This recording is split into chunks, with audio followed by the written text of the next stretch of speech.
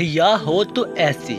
ایک دفعہ حضور صلی اللہ علیہ وسلم حضرت فاطمہ رضی اللہ تعالی عنہا کے گھر تشریف لائے اور فرمانے لگے، فاطمہ چلو میں تمہیں اپنے گھر لے چلوں۔ حضرت فاطمہ رضی اللہ تعالی عنہا کہنے لگی، حضرت علی رضی اللہ گھر پر نہیں ہے۔ یا رسول اللہ میں نہیں جا سکتی۔ آپ صلی اللہ علیہ وسلم فرمانے لگے، میں آپ کا والد ہوں۔ تو فاطمہ رضی اللہ تعالی عنہا کہنے لگی، یا رسول اللہ صلی اللہ علیہ وسلم آپ نے ہی فرمایا ہے کہ بیوی خاوند کے اجازت کے بغیر گھر سے نہ نکلے۔ اتنے میں حضرت علی رضی اللہ آگے، یا رسول اللہ آپ کیسے آئے ہیں؟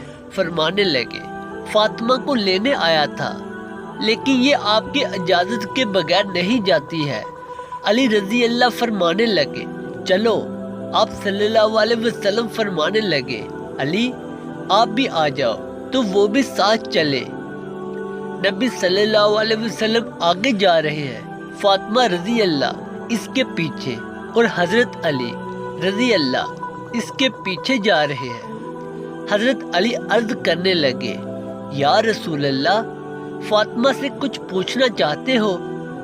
یہ میری بیوی ہے، مجھ سے آگے جا رہی ہے اور میں اس کا خاوند ہوں، میں اس کے پیچھے جا رہا ہوں۔